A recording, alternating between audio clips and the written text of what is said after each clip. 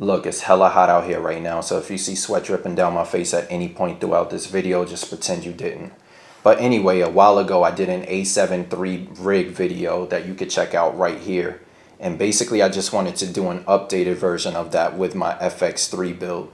So a little bit about me. I am a videographer slash cinematographer, whatever you choose to call it. I work primarily in the fashion industry down here in SoCal. I also do a lot of YouTube content for myself and for others, and I've had a lot of experience using this rig. I basically built the same exact rig at my job based on this one, so I've had a lot of experience using this through different conditions, different jobs, and it's definitely held me down. So I'm going to go through all of the components and whatnot. I'm not going to spend too much time talking about the specifications or anything, but I am going to tell you about my applications and how I use these particular things. So before we get into the components, let me tell you about my ideas for this design. So I wanted it to be mobile. I wanted to be able to take it on and off the tripod and off the rails and stuff as quick as possible. I also wanted it to be fairly lightweight and fairly inexpensive as possible without going too cheap. And I wanted it to be able to break down and build up fairly quickly, which I think I achieved with this design. Obviously, the first thing is going to be the FX3, and this is an incredible camera.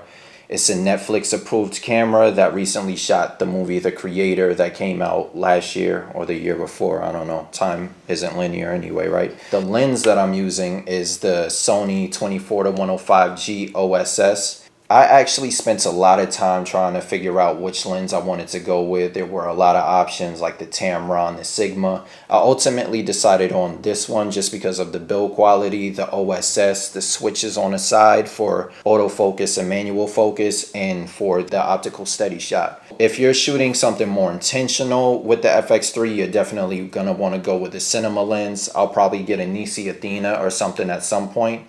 But for a Sony native lens with autofocus and everything like that, this lens definitely does the job for me. So yeah, just a heads up, I'm going to have all of the part numbers and whatnot on the video and in the description because I know I'm not going to remember all of these. So let's jump into the first thing, which is going to be the cage. And this is the smallrig 4183 that goes on the FX3 or the FX30 interchangeably. So this isn't really a full cage and it's not really a half cage. It has mounting points all around the bottom and these two sides right here, and then on the top you have a NATO rail, and this is removable because if you want to use the actual mic handle that comes with the FX3, then you're able to do that by just removing this NATO rail.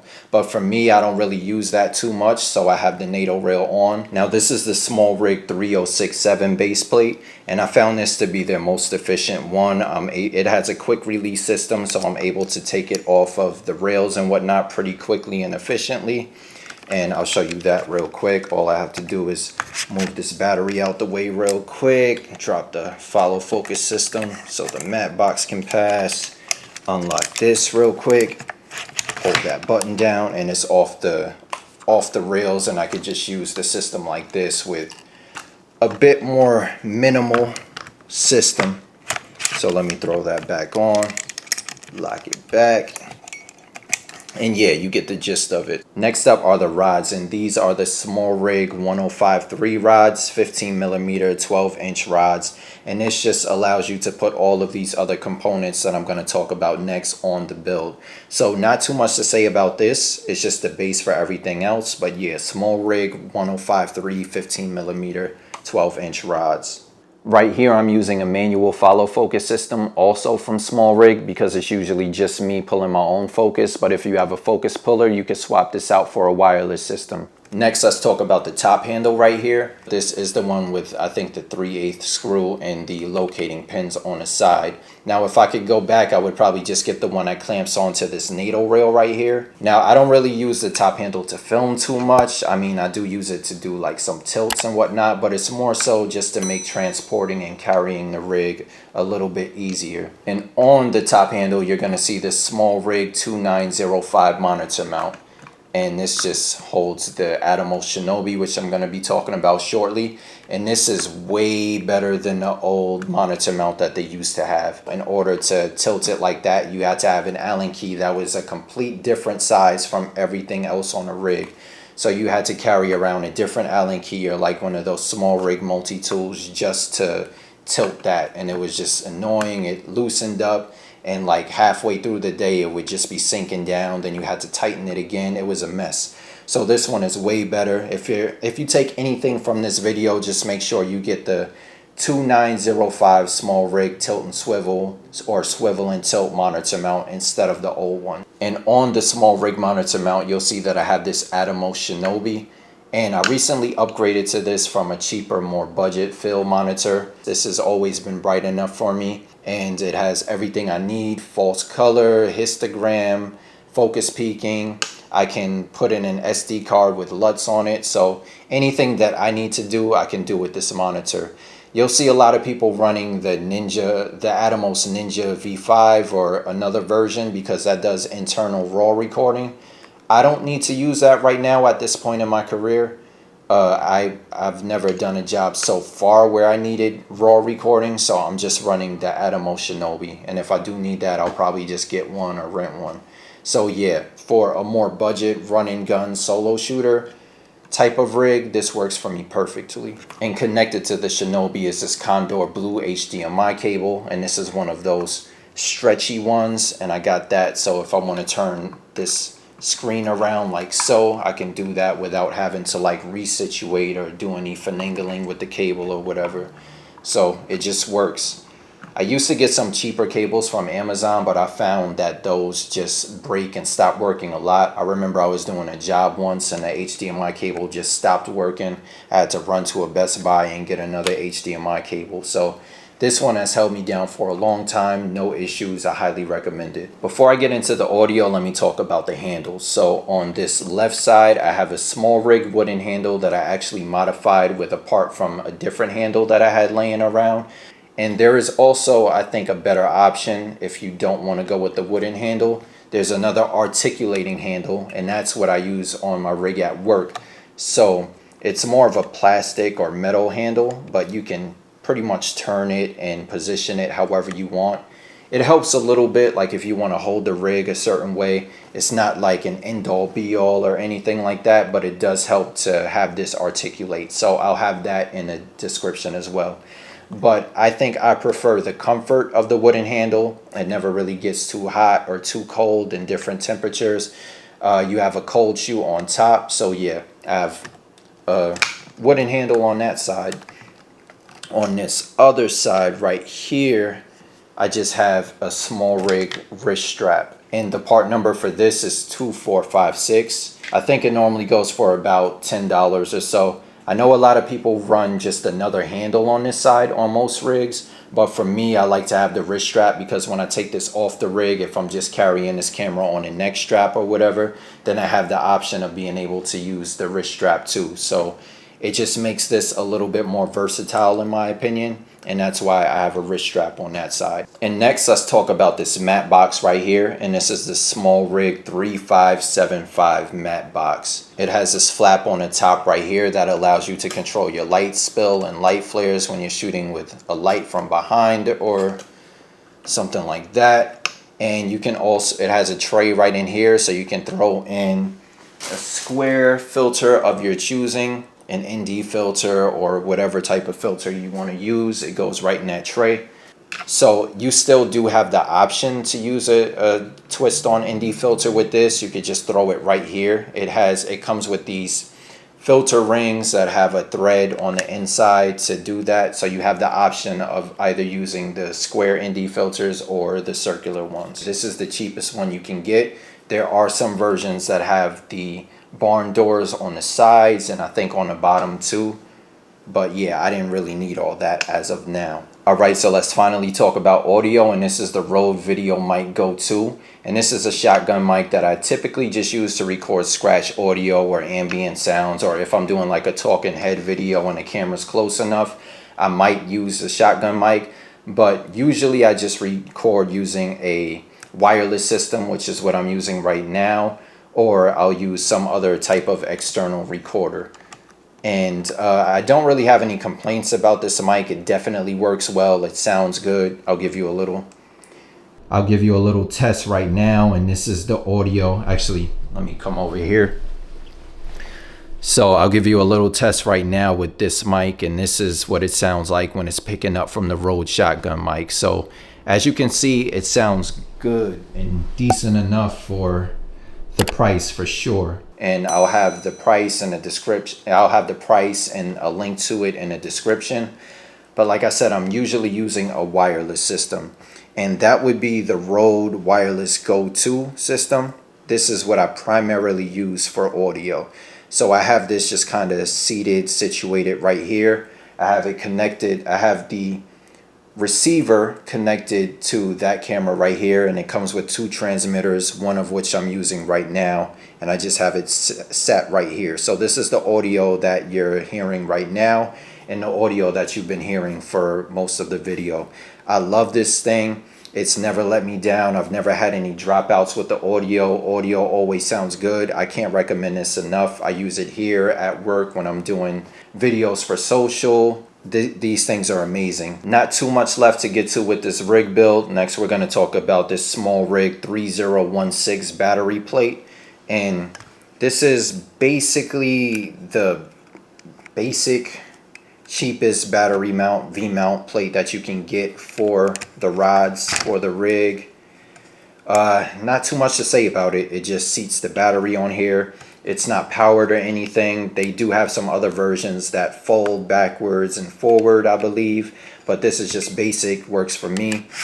Maybe in retrospect I would get the one that folds so I don't have to move this in order to turn the screen in and out.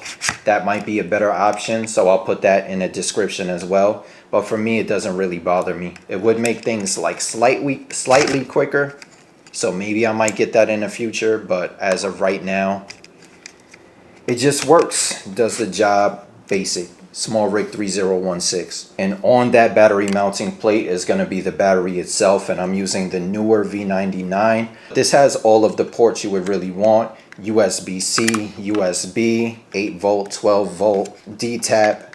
And this V99 version keeps my camera charged pretty much all day. I remember I had a job that was about 8 to 10 hours, and it kept the camera running all day. I didn't have to worry about switching batteries or anything. Now, I used to have a SmallRig V50. I'm actually using that to charge the camera that's shooting right now to keep that running. The SmallRig one is okay, but I've noticed that since the ports are on top and the wire is usually kind of tugging on the port in that way, the USB-C port on one of the ones that I use at my job completely stopped working, or it'll just work intermittently now. And I just like having the ports on the side more. It doesn't really move as much. So that's just one gripe that I had with the SmallRig one, and that's why I switched to the neewer. Not to mention that the neewer ones are quite a bit cheaper. I think almost half the price of the SmallRig ones for the same capacity, and it does pretty much the same job. So I haven't had any issues with this one yet. Only time will tell.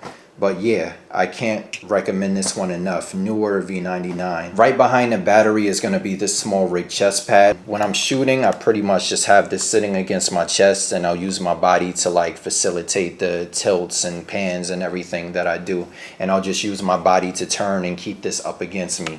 So this provides a lot more stability, and I just have it turned upside down so I have a little bit more space to move the battery in and out. The last thing I want to talk about with this setup is the tripod. And even though the tripod's not really part of the rig itself, most of the time when you're using this rig, you're going to have it set up on a tripod, so why not talk about it? This is the SmallRig AD100 Freeblazer carbon fiber heavy duty tripod. So it goes up to about 78 inches. In my opinion, this is the best tripod for the money that you can get outside of like a $5,000, $6,000 Sackler with the Active 6 and the Flowtech legs. For what I'm using this tripod for is pretty much perfect. I really can't complain at all. It has a really smooth pan, a really smooth tilt, and it pretty much just gets the job done for me. It's fairly lightweight but also durable, and I've never had an issue with this tripod. So that's pretty much it for this build. I don't really have too much more to talk about. There are some other smaller components that I use that I can go through real quick. So like the moment Cinebloom. So as you can see, I have the sun coming in through the window right here, and it's just giving you a nice softness to it. It also softens up skin tones. I run this pretty much all of the time. The only time I really take it off is when I'm shooting fashion with a lot of white garments, because it will blow out the garment on anything white or a bright color like that. So be careful if you're shooting fashion. Other than that, I usually just use some random, just like cheap iPhone cords to monitor audio. I just have a generic USB-C charging cable, fast delivery cable right there. And of course the ND filter that you already saw in this video. And yeah, that's pretty much it. That's my rig. It's been holding me down for a long time. It does everything that I need it to do. Now, a couple of things that I don't like about this setup.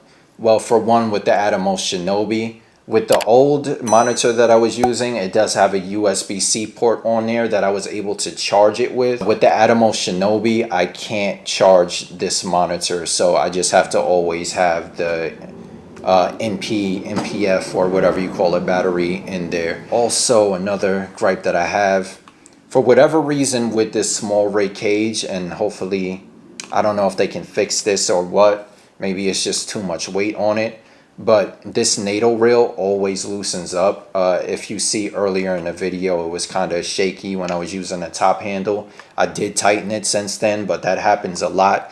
And also, one more thing is that there's a screw right under this HDMI cable right here that always comes out of the cage for whatever reason. I'm not sure why. I don't know if it's user error or what, but that happens in all of the fx3 rigs that I'm running. Between this one and the two at my job, this screw always just comes out for whatever reason. So I don't know what that's about, but just be aware of that. There are a lot of things that I could improve, especially if I'm on a set.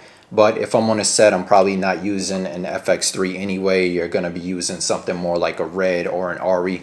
But for what I do for solo creation, for solo shooting, this definitely holds me down and it does what I need to do. So I hope this video helped in some way. I know when I'm building a rig, I typically watch a lot of videos from other creators on YouTube, and I take some pieces from one, some pieces from another, and basically put that together to make something that works for me. If you're looking for one complete setup, I think this really does work well. Just take heed of some of the changes I said in the video. Everything's in the description so you can go through and purchase what you want. And if it did help, definitely leave a like, because that of course helps the channel. If you have any questions, definitely leave that down in the comments. If you just want to talk shit about my rig too, you can definitely do that in the comments. I try to get back to whichever comments are left. So that's basically it. And I really don't know how to end videos, so I'm gonna just like stand here.